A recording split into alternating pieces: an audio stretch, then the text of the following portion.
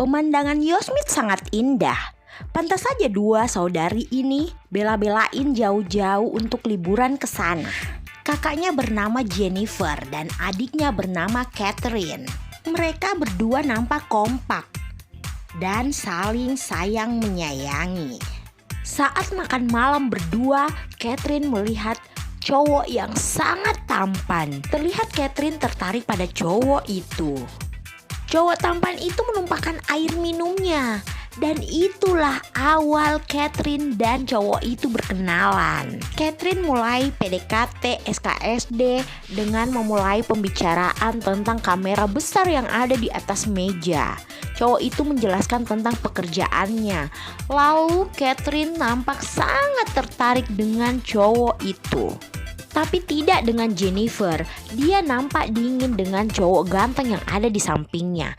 Entah kenapa. Saat cowok yang bernama Rick itu pamit untuk ke toilet, Jennifer memperingati Catherine untuk tidak terlalu dekat dengan cowok itu. Secara Catherine baru saja mengenal cowok itu. Mungkin saja cowok itu penjahat atau apa. Tapi Catherine tidak peduli dengan nasihat kakaknya. Dia ingin mengenal cowok itu lebih jauh. Saat Rick kembali dari toilet, Catherine menerima tawaran Rick untuk berjalan-jalan di sekitar Taman Nasional. Rick senang mendengar Catherine ingin ikut bersamanya. Selain dia akan bekerja, dia juga senang kalau ada seseorang yang menemaninya untuk mencari gambar-gambar terbaik di sekitar Taman Nasional. Mereka lalu janjian untuk pergi besok pagi. Namun, sesuatu terjadi pada Jennifer. Dia terlihat muntah. Lalu Catherine mencoba untuk merawatnya. Dan setelah itu dia pamit untuk pergi sendiri.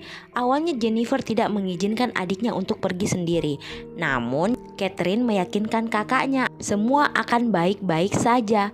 Dengan berat hati Jennifer mengizinkan adiknya untuk pergi bersama orang yang baru dia kenal. Saat berjalan-jalan menikmati indahnya Taman Nasional, Rick terus memuji Catherine. Itu membuat Catherine jatuh hati dan bahagia berada di samping Rick saat itu.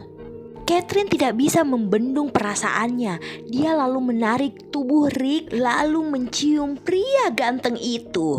Oh, betapa senangnya hati Catherine. Dia pun tersipu malu. Meski Catherine tengah berbunga-bunga, dia masih sempat menghubungi Jennifer dan mengabarkan apa yang telah terjadi. Catherine yang kebelat pipis pamit untuk ke kamar mandi sebentar. Rick meminta Catherine untuk tidak membawa barangnya biar tidak ribet. Tapi apa yang dilakukan Rick di luar nalar kita. Dia mencampurkan minuman Catherine dengan sesuatu yang mungkin berbahaya untuk diri Catherine. Setelah itu mereka melanjutkan perjalanan. Tak lama dari itu Rick menawari Catherine untuk minum agar tidak dehidrasi. Tanpa curiga apa-apa, Catherine pun lalu mengambil air minum dalam tasnya dan meneguknya. Catherine mulai pusing. Itu efek dari kelakuan Rick sebelumnya. Oh my god, Catherine pingsan. Dia menjatuhkan HP-nya. Lalu Rick membawa Catherine ke mobilnya dan pergi dari hutan itu.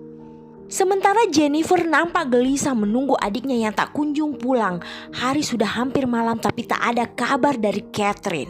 Handphone Catherine juga tidak aktif. Lalu Jennifer mengirim pesan suara yang belum dijawab oleh Catherine sama sekali. Apa yang terjadi pada Catherine? Itu yang ada di benak Jennifer. Jennifer juga menghubungi Rick namun tidak diangkat. Oh my god, kemana mereka berdua dan apa yang terjadi pada Catherine? Karena merasa khawatir, Jennifer masuk ke dalam Taman Nasional untuk mencari adiknya. Dia mencari sesuai dengan GPS terakhir yang dikirim oleh Katerina. Dia mendapat sinyal dari handphone Katerina yang terjatuh. Oh my god, itu benar HP Katerina. Dia ngecek HP-nya lalu menghubungi polisi. Dia menceritakan bahwa adiknya mungkin saja diculik atau adiknya tersesat di dalam hutan. Namun sinyal di hutan itu jelek, membuat komunikasi dengan Pak Polisi terputus. Rupanya benar Katerina diculik oleh Rick. Katerina meronta-ronta ingin dilepaskan, namun Rick dengan santainya hanya melihat Katerina sambil makan cemilan. Katerina memohon untuk dilepaskan, namun Rick berkata, "Tenanglah, tidak apa-apa sayang." Katerina hanya bisa menangis meratapi nasibnya yang diculik oleh Rick. Tidak habis ide, Jennifer menghubungi mantan kekasihnya. Dia meminta tolong mantan kekasihnya itu untuk datang menemuinya dan mencari di mana keberadaan Katerina karena masih sakit hati kepada Jennifer dan mengabaikan permintaan tolong Jennifer. Millie menutup teleponnya, namun Millie tidak tega. Dia kembali menghubungi Jennifer dan bertanya, "Di mana kamu sekarang?" Beberapa saat kemudian, Millie sudah sampai di tempat Jennifer. Dengan panik, Jennifer menjelaskan semua yang terjadi pada Catherine. Millie menenangkannya dan meminta ponsel Catherine. Lalu dia mengecek apa yang sebenarnya terjadi pada Catherine. Analisa Millie bahwa Catherine sedang bersenang-senang dengan Rick. Namun Jennifer berkata lain, dia diculik. Merasa kasihan dengan Jennifer, Millie mengajak Jennifer untuk mencari jejak Catherine. Dan rupanya di tengah hutan dia menemukan gelang milik Rick yang dia pakai saat makan malam pertama kali mereka bertemu. Lagi-lagi Jennifer tidak kehabisan ide. Dia meminta Millie untuk merekamnya secara live dan dia meminta tolong para netizen untuk menghubunginya jika netizen yang menonton video itu melihat Catherine. Dan ide itu kelihatannya tidak buruk. Di tempat lain, Rick menyuapi Catherine dengan makanan. Namun Catherine melepehnya ke wajah Rick, membuat Rick sangat marah pada Catherine. Namun sebaliknya, Catherine terlihat sangat sedih. Di tempat lain, Jennifer dan Millie terus menginformasikan kepada orang-orang di sekitar wisata alam bahwa Catherine masih hilang. Mereka juga menghubungi sheriff setempat. Sheriff meyakinkan Jennifer dan Millie untuk tenang. Pihak kepolisian akan mencari tahu segera di mana Catherine berada. Namun Jennifer tak bisa tenang. Dia dan Millie terus saja mencari keberadaan Catherine di dalam hutan. Sempat mereka berdua berdebat, namun itu tidak lama karena mereka harus terus mencari keberadaan Catherine. Mereka menelusuri hutan dengan berjalan kaki. Setelah itu mereka pulang. Di hotel, manajer hotel menyambut mereka. Wanita itu meminta Jennifer dan Molly menemuinya di sebuah ruangan. Rupanya wali kota Yosemite menunggu mereka. Itu karena wali kota ingin meminta Jennifer untuk menghapus videonya yang viral karena mempengaruhi kotanya. Banyak orang yang membatalkan kunjungannya ke kota tersebut hanya karena video viral yang Jennifer upload. Banyak ketakutan akan diculik, dirampok, dan diapa-apain di kota itu. Tapi karena nyawa adiknya terancam, Jennifer menolak tawaran itu dan tidak ingin menghapus videonya. Jennifer malah mengupload video baru yang berisikan tentang yang dilakukan oleh wali kota dan manajer hotel. Sementara Rick yang sedang menelpon diberitahu oleh temannya bahwa video tentang dirinya menculik Catherine viral. Dia diminta temannya untuk berhati-hati agar tidak ketahuan. Dari raut wajahnya, Rick nampak panik. Keesokan harinya, Rick terlihat mengendarai mobil. Rupanya dia mengunjungi hotel tempat di mana Jennifer menginap. Di sana dia terlihat masuk ke bawah kolong mobil. Setelah itu dia segera pergi. Rupanya dia memutus kabel rem mobil Molly. Itu membuat Molly dan Jennifer tidak bisa mengendalikan mobil itu dengan baik. Dan akhirnya Molly memutuskan untuk menabrak pohon agar mobil itu berhenti. Mobil nampaknya rusak parah, namun mereka ikhlas. Setelah itu mereka kembali ke hotel. Saat itu Jennifer tersadar, mungkin saja remblong itu disengaja. Apakah Rick pelakunya? Saat masuk kamar, mereka lebih lagi terkejut karena kamar mereka berantakan. Apa yang terjadi di sini? Siapa yang melakukannya? Saat komplain pada manajer hotel malah mengusir mereka karena merusak barang-barang hotel. Si manajer juga tidak mau mendengarkan penjelasan dari Jennifer bahwa bukan dia pelakunya, dia dijebak. Setelah itu Sheriff meminta Jennifer dan Molly untuk meninggalkan kota itu karena pihak yang berwajib akan mengurus dan mencari keberadaan Katerina. Di tempat lain, Katerina yang sedang sendiri mendapat ide untuk melarikan diri. Dia melihat kunci jendela yang ada di dekatnya.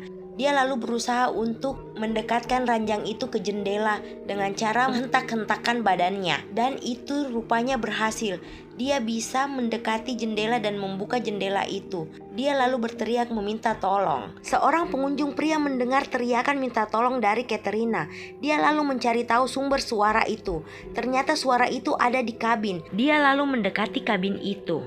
Saat mencari-cari sumber suara, dia melihat tangan Katerina ada di jendela. Dia lalu membuka jendela itu dan menyelamatkan Katerina. Mereka berdua harus segera pergi dari tempat itu sebelum Riggs datang. Dan saat mereka hendak berlari keluar dari rumah itu, Riggs datang dan mengejar mereka hingga ke dalam hutan.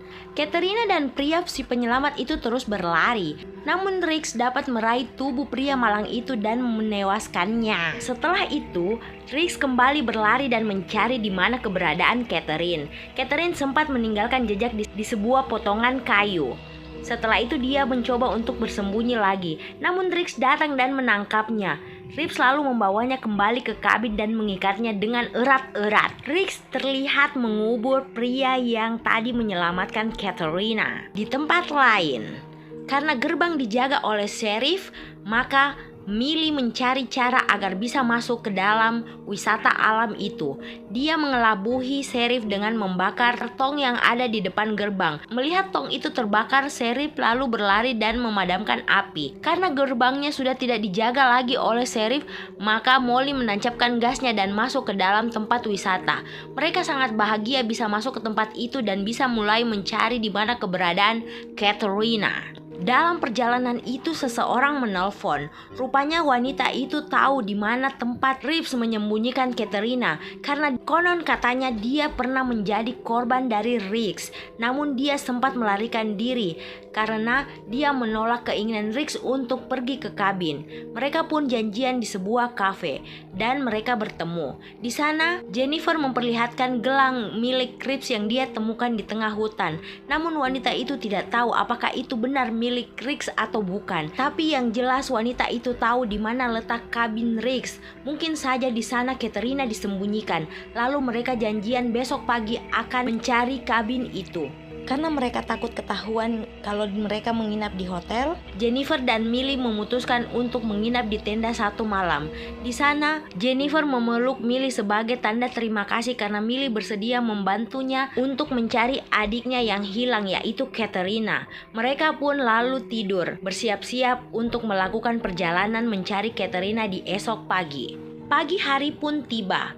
Wanita itu, Jennifer dan Molly, mencari Katerina. Dalam pencarian itu, Jennifer melihat tanda yang tadi dibuat oleh Katerina. Jennifer memutuskan untuk berjalan mengikuti tanda panah itu.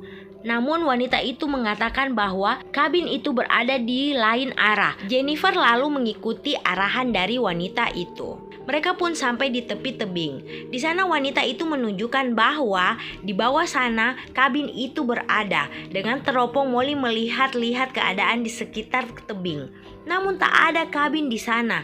Yang ada malah Reeves datang dari belakang dan mendorong Molly jatuh ke tebing. Setelah itu dia mengikat tangan Jennifer. Rupanya wanita itu dan Riggs bersekongkol. Riggs dan wanita itu membawa Jennifer menuju kabin. Di perjalanan, wanita itu menceritakan bahwa dirinya lah yang membuat Jennifer muntah-muntah karena telah memberikan cairan ke makanan Jennifer yang membuatnya sakit. Itulah sebabnya Jennifer tak bisa ikut saat itu bersama Riggs dan Katerina. Riggs dan wanita itu membawa Jennifer menemui Katerina yang telah diikat. Katerina sangat sedih melihat kakaknya diikat oleh dua penjahat itu.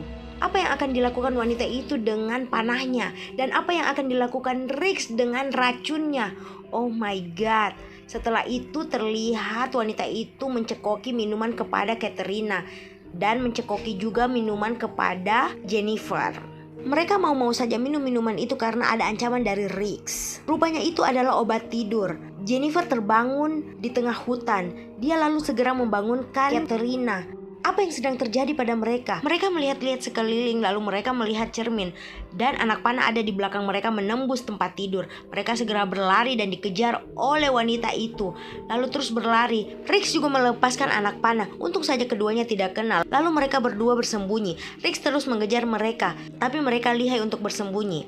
Karena permainan ini adalah rencana mereka. Wanita itu dan Riggs tertawa bahagia. Mereka sudah bosan berburu hewan.